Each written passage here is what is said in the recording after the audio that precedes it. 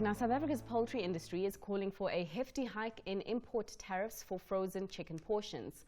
This in efforts to counter Brazil's cheaper produce in the market. But what does this mean for South African consumers who rely on poultry as a staple food? Joining me for more on this is Izaak Breitenbach, South African Poultry Association, and Unati Speirs, the chairperson of the Emerging Black Importers and Exporters of South Africa.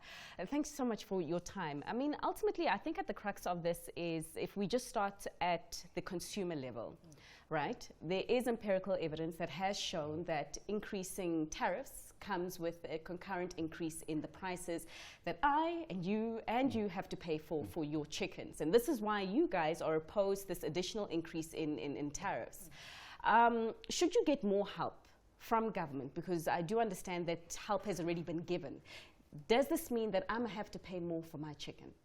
No, it doesn't mean that. If we start, why do we have tariffs or why do we have trade remedies? The reason why we have that is for unfair competition. So if a company, for example, sells a product in South Africa at a lower price than in the US, that will be, under the WTO rules, be unfair trade. And therefore you can get a duty. In this particular case, that was already proven in the previous round with the most favored nation duty. And all that is being discussed right now is what that quantum should be. Now, the process works that we actually apply for that. Anyone can apply for that. Anyone can oppose that. They will look at all the contributions. And based on that, the Department of Trade and Industry will take into consideration price increases, the economy, taxes, fiscus, and make a decision. All right, so Unati, you guys are arguing that the big guys are fighting against unfair competition, except by getting more help, this will induce unfair competition against local players like yourselves and those that are part of your organization. Just explain your case more clearly. I think the key issue, you got it right, price. You're saying the consumer must pay more because I have a problem. The problem is in another country. So we're saying, why must the consumer solve your problem? That's our case. Why are you putting pressure on someone who's already under a lot of pressure financially? Why don't you solve your problem by increasing your domestic production, which has been maintained at the same level over the years and declining? You've got drought. You've got real serious issues. You've got the avian flu and you've got bird flu. Why don't you look at what you're doing and improve what you're doing instead of letting the consumer take the brunt? And in terms of us, partner with us. You have a gap. There's a huge gap that you've created. You've created a market. We play in a marginalized and a trade-friendly environment with other countries. What we're doing is legal. You sign a trade partnership with Europe. You say, let me bring my chicken over. You sign as a country, and that's where we play. So you don't have to now fight that without addressing the issues and let the consumer pay. You have a duty. You have a protection. And look at what you are doing to the poor people. There's two types of chicken, in bone and out of bone. So there is other parts of the chicken you can work on. You have a whole bed protection already, 82% of the duty on a whole bed that you cannot enter the market. We do not touch that product. Why are you looking at the products that are going to impact the poor? Just be poor friendly. It's voting time, it's election time, and the consumer is already stretched. Don't do more. That's what we're saying. Izaak? I think that there's actually common ground here. Okay. And if you look at where the common ground is that 47% of our small farmers has gone out of business in the last 6 months. We actually survey about 370 small farmers. That would be people slaughtering less than or farming less than 5,000 chickens. And we give them access to things like feed, chicks, let them understand where to get abattoir registered. That type of input we give to them. 47% has gone out of business. And you say the main reason for that is because of imports? Absolutely. And what we are saying is that, and I've been in the US last week and had significant negotiations with the European Union. The difference is Brazil doesn't take one chicken from us. They don't allow black farmers in South Africa to export one chicken to them, not one chicken to America, not one chicken to EU. So where the common ground is that we can actually export the small farmers, black farmers that we've created, that product into the EU. And that is the discussions I've had with the EU during the previous So week. I'm a bit confused though, but how would you go about doing that if under, you say 47% of small farmers have already, come out, and that's even with protection. So how is more protection going to help the rest of the small farmers that are currently in existence, and especially as the local production doesn't actually meet the local needs? You guys don't produce enough. No, we do. Let me explain that one, and I think that is where Unati and myself understand the business slightly differently. The purpose of a tariff is to reduce the amount of product coming in, and you did mention the 82% on the whole birds. As we sit here, we import almost 3,000 tons a month of whole birds. And since the 82% tariff came in, the price didn't go up. I checked that before this meeting. And the volumes has escalated materially. It means there's demand. So what that Izaak is what we want to saying achieve, is that the demand for chicken is there. So how will you getting more protection, people going out of business, and we are not exporting? He's highlighting something very important. He's saying there's an open market in the world, and we're not taking advantage of that. And this is what they would like to do. They would like the black farmer, the small black farmer, including me. Some of our members, we farm. Me to participate and export. We are not. We've declined our export. This is what we're saying. We decline our export, and there is evidence that any hike, any more protection will not make you a better exporter. It will just impact the consumer. We're saying improve your plan.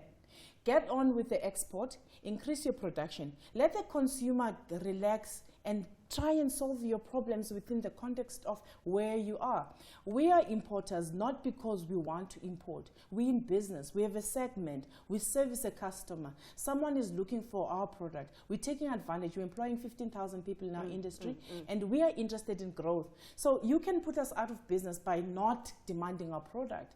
But there's something that is also critical and very important. Being a black importer is not being a normal or historical advantage importer. We're new in the business.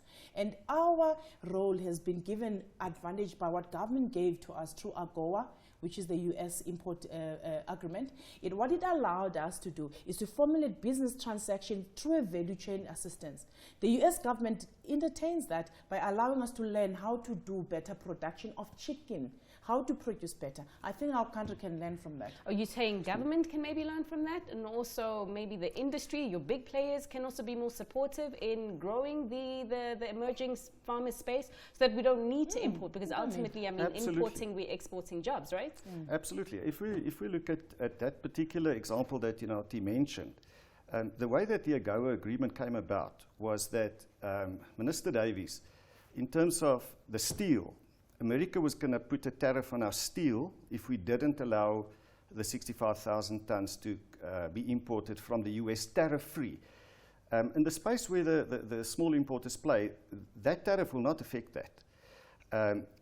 The industry actually agreed and signed an agreement with Minister Davies that as long as we do see the benefits of not having a tariff on the steel and the motor vehicle industry to America, we will allow the 65,000 tons. So that is really a contribution to the small black importers. What I'm saying is that we must look at the structure of the industry, and it's not well known. The black people produce 12 million birds per week in South Africa, as we sit here. 12 million. That is significant. Those are the big guys. Let's compare. The white people, we slaughter 18 million birds a week. 2 million birds a week are not slaughtered through a big company. That's slaughtered through smaller companies, not slaughtered. If we go one step further, if we look at what we call the commercial layer industry or the end-of-life cull industry, that's the live bird market of South Africa. That is totally empowered. There's not one white person actually operating in that space. Except you disagree. Let me just complete this. And then if we look at the small farmers, that is the people that I classify as below 5,000. There's lots of them, very difficult to access them, but that is the people that really, really struggle. Yeah. If there was a black transformed industry in this sector, I wouldn't be sitting here. The second thing is, if you've got white people producing 80 million per week, and you've got black people producing 12 million a month.